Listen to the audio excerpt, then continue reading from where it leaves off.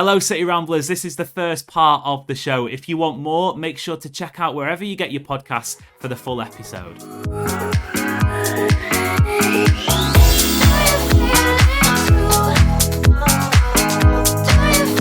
Welcome to the City Ramble, start of a brand new week, and as is always the case, at this time of the week, Ollie Kirsch and City Luke TV.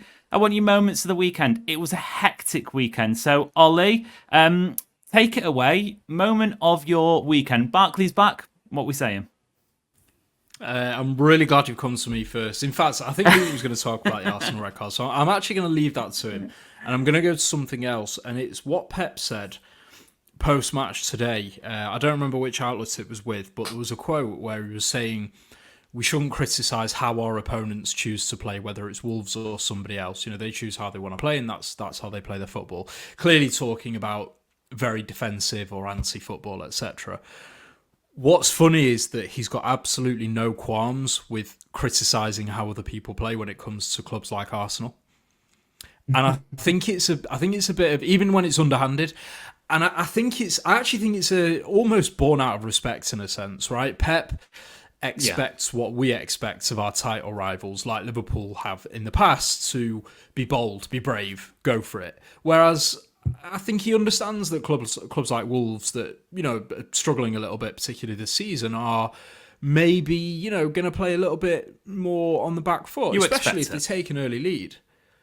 Yeah, you absolutely do expect it. So I just wanted to give a nod to Pep's underhanded criticism of Arsenal today by proxy of his words for Wolves.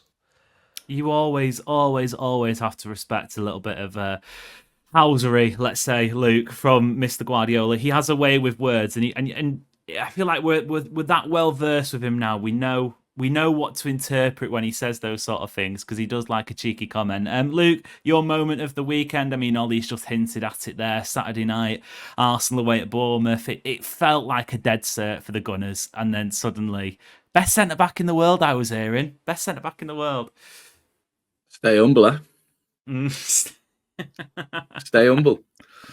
I mean, you know, a fan base that claims they've got us rattled to then go and have a performance like that. I mean, their starting 11 was bad enough. What was it? 4 centre-backs and 3 centre defensive midfielders away at Bournemouth. And, you know, they went down to 10 men. I think the highlight of the weekend for me was the case of, at one point, the Arsenal fans have got this conspiracy so far in their heads that Howard Webb had something to do with that call. Incredible. That was incredible. Like, it was just perfect timing that he had his finger to his ear. To be fair, if I was an Arsenal fan, my head would be hot at that moment, because it looked a bit dodge. And then something like Jared, whoever was the ref for that game, I can't remember who it was, whether it was Jared Gillett or somebody else. But then saying because they're a Liverpool fan that they, you know, sent Saliba off so he's out for the Liverpool game, and just all these conspiracies are just mad. And also like the fact of, is there a sense of inexperience in that squad? Obviously discussing now that they've had 3 red cards in the last 4 or 5 games in the Premier League. Yeah. You know, is there a sense of immaturity in there? I think it's an emotional immaturity for sure.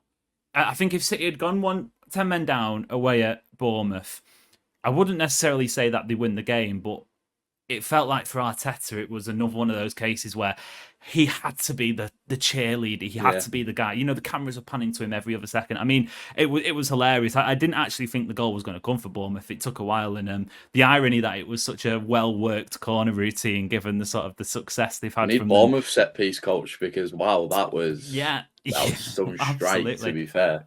Absolutely. Well, I just think, like, I know this is a City channel and I don't want to keep talking about Arsenal because they're in our shadow, but it is a case of, I just think, you know, I called it at the start of the season. I think if Arsenal don't win this league, Arteta is gone.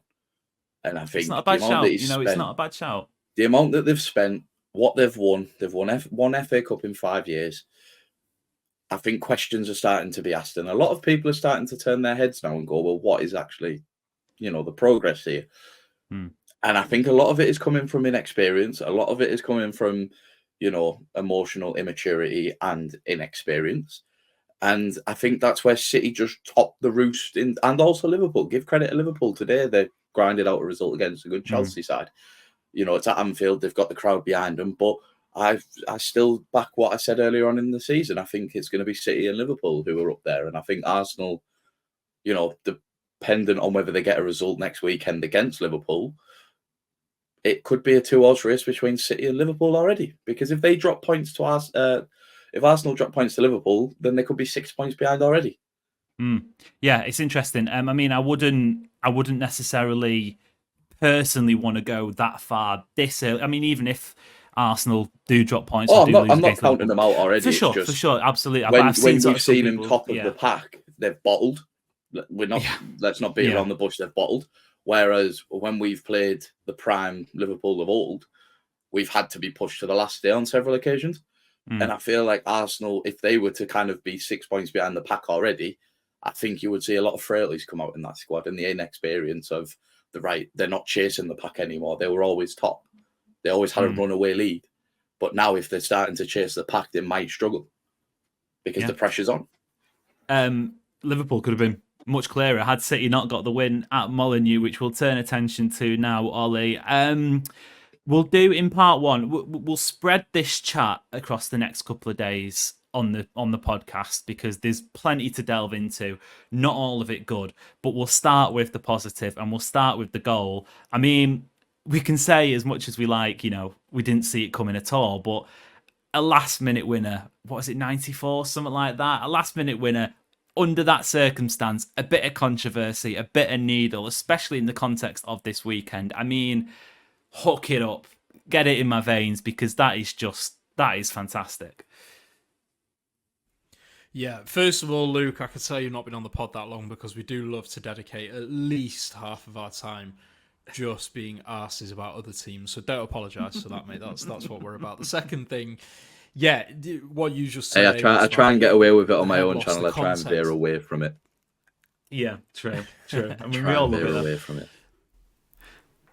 But the context of this with the decision that that happened at Arsenal and they're moaning about it, and then we've had something late VAR'd, and it's nice as well because we've not really had, and it's testament to how good we've been. We've not really had that many last minute dramatic moments, getting a draw out the bag, pulling a win out the bag, because just the way of City over the last few years generally has been to kill games. But I think what I'm really loving about this is how early in the season we're doing it, because in the past, I feel like those are the kind of games where we would drop the points and would have to claw them back with some obscene winning run of 10, 12, 15, 17 games a little bit later in the season. So it's nice that we're steady on picking up these points, whether it's late drama, even with a subpar performance at best, a bit of a leaky defence, etc., etc.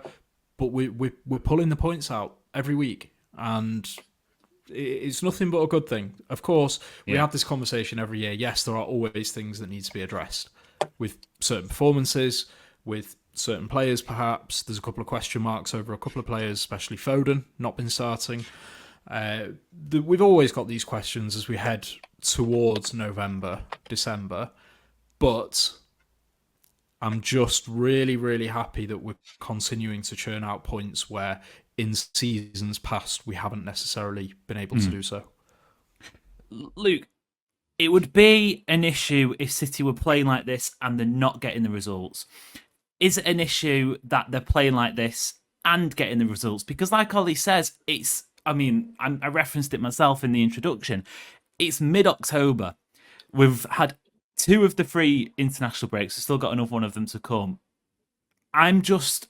maybe it's the way I'm coded. Maybe it's the way I'm sort of wired. I just can't panic about something when there's still, 30 games of the season to go. Because we've seen it so often before. This is kind of how it goes. Yeah, I mean, I wouldn't start... I would say panic's an overstatement if anyone's starting to think that, let's be honest. I mean, we're 9 games in? 10 games? Less, I think it's 8. 8, sorry. Do you know what I mean? Like, we tend... I think what's frustrating is a lot of the view is because we've started so well obviously the Chelsea game, and then kind of, had a good consistent run. And then we've had a few blips here and there with a few draws. People are now questioning it. But let's not forget there's been so many seasons, like the last 3 or 4 seasons, where we have not started well. We have not performed, and then if we pick it up, I would much rather, I think you both are in agreement as well, I would much rather have a dip now than 6 months down the line. It gives you time to pick up. Exactly. And I think the thing is as well, Pep's tinkering. He's doing his Pep roulette at the minute. I think it's tough at the minute to kind of know what his starting 11 is going to be.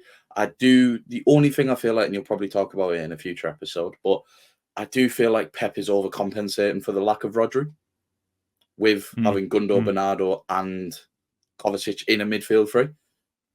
For me, I think the best thing that we have seen this season was when it was, other than Rodri's in a class of his own, we disregard him because of how good he is. But I think when you had Bernardo and Kovacic as a double pivot with somebody in front, that looked a lot better and a lot more solid. But there will be a controversial take from me, and I do think it is that Gundo is not up to scratch at the minute.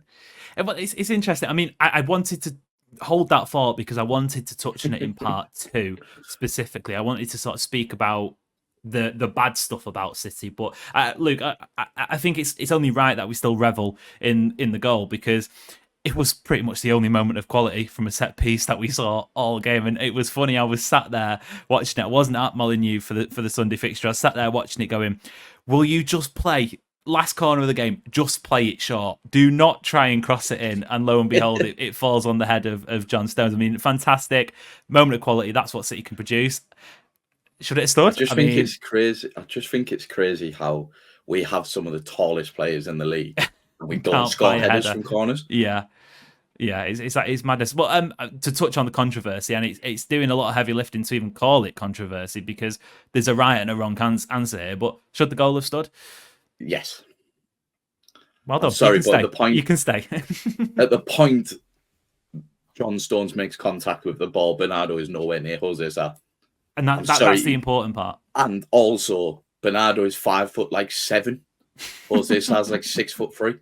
I'm sorry, but if you're having an issue with getting him out the way, there's something wrong. It's worth explaining, because I do feel sorry for football fans in this situation, because the offside law is very confusing, and you might look at that and you go, Bernardo Silva stood in front of the goalkeeper, before the ball plays in. But the only thing, and even if City fans are still of a bit of doubt, the only thing that you have to take into consideration here is, where is Bernardo Silva when John Stones touches the ball with his head? Because that's when offside throughout it all comes into play. You can forget the fact Bernardo Silva was stood in front of Jose Sá before the cross comes in, because it's a corner. You can't be offside from a corner. So, Ollie, the argument is Bernardo Silva in the line of sight of the goalkeeper? And if you've seen that behind the goal angle where you get the proper bird's eye view, it's a straight no.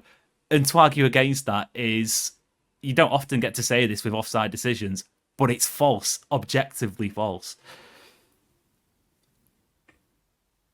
The only question you could possibly have is, did Bernardo impact the position that Sá was in for when Stones headed the ball? And again, the answer's still no. Put it this way, a Scouse mate of mine who is just as bitter about us as I am about them messaged me immediately afterwards just saying, would have been harsh if it wasn't given. That says it all. That's about the best he could muster. He would never say to me, yeah, that should have stood. But all he said was it would have been harsh if the goal had been disallowed. So, yeah, no, it's. I think anyone saying that should, with their chest saying that should have been disallowed, is either watching a different game or probably an Arsenal fan. But there's no question, really. That was the first part of the show. If you want more, make sure to check the City Ramble wherever you get your podcasts from.